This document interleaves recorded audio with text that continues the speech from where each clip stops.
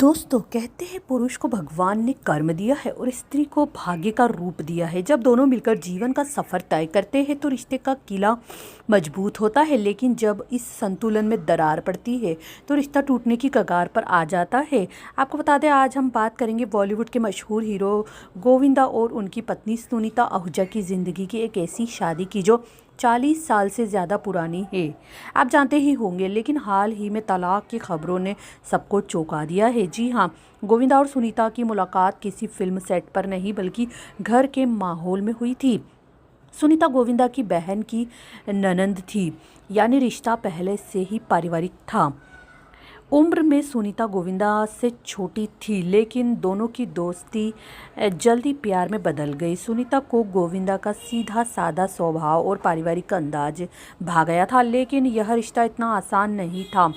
उस समय गोविंदा स्ट्रगल कर रहे थे और परिवार की मर्जी के बिना शादी करना आसान नहीं था, इसलिए दोनों ने 1987 में चुपके से शादी कर ली। शादी की बात कई सालों तक छुपाई गई, लेकिन क्योंकि गोविंदा अपने करियर के पीक पर थे और उन्हें डर था कि अगर फैंस को पता चल गया तो उनका हीरो इमेज टूट जाएगा।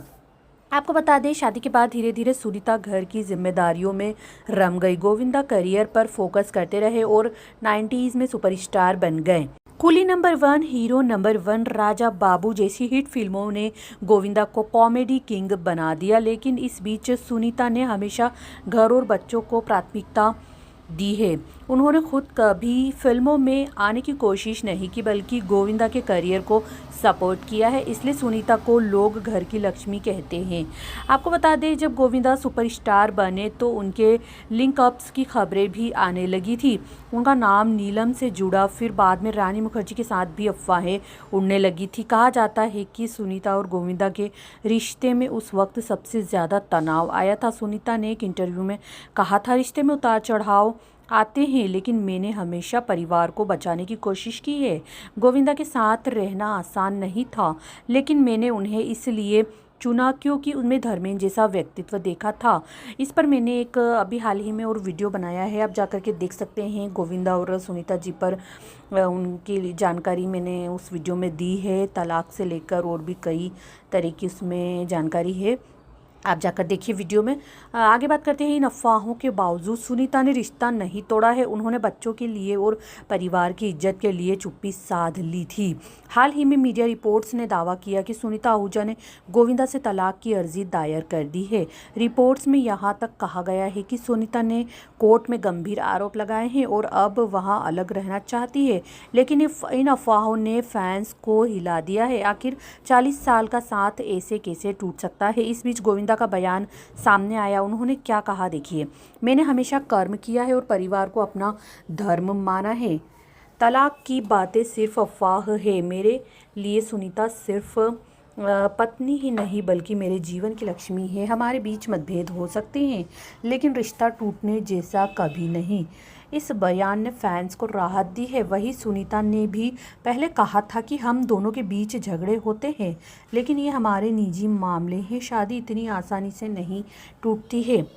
आपको आगे ये भी बता दें, गोविंदा और सुनीता की जोड़ी हमेशा ही बॉलीवुड में चर्चा का विषय रही है। दोनों कई रियलिटी शोज़ में साथ आ चुके हैं, आपने देखा ही होगा, और एक दूसरे को खोलकर प्यार जताते भी नज़र आए हैं।